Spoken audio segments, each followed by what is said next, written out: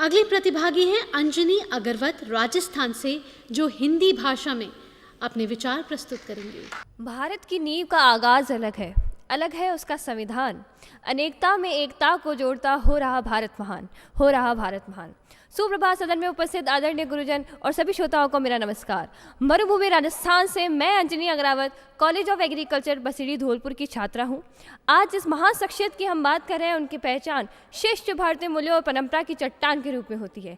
जी हाँ, हम बात कर रहे हैं भारत के प्रथम राष्ट्रपति डॉक्टर राजेंद्र प्रसाद जी की। नव भारत की नींव में योगदान देने वाले डॉक्टर राजेंद्र प्रसाद जी का जन्म 3 दिसंबर 1884 में हुआ। उन्होंने जिस भी क्षेत्र में कदम रखा वह गोल्ड की तरह चमके। डॉक्टर राजेंद्र प्रसाद एक कुशल वकील, दूरदर्शी राजनेता, धर्मनिष्ठ देशभक्त व गांधीवादी थे।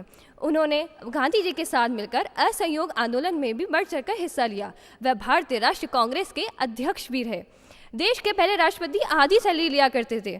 देश के पहले राष्ट्रपति हमेशा जमीन से जुड़े रहते थे और उनके हालीपन के कारण उनके बारे में ये लिखा जाता है कि वह अपनी राष्ट्रपति को दी जाने वाली सैलरी में से 50% लिया करते थे। 13 दिसंबर 1800 उनका कार्यकाल शुरू होता है। 26 जनवरी 1950 से 13 मई 1962 तक। 1962 में रिटायरमेंट हुए। उनके पास गुजारे करने के लिए उनके पास थी 1100 रुपये की पेंशन। थोड़ा सा पीछे चलते हैं। 10 मई 1962 में दिल्ली में एक जलसा हुआ था। पूरा शहर उमड़ आया था। क्यों आया था वह शहर? उनके बारे में लिखने व बोलने वाले बताते हैं कि वह शहर आया था डॉक्टर राजेंद्र प्रसाद को विदाई देने के लिए।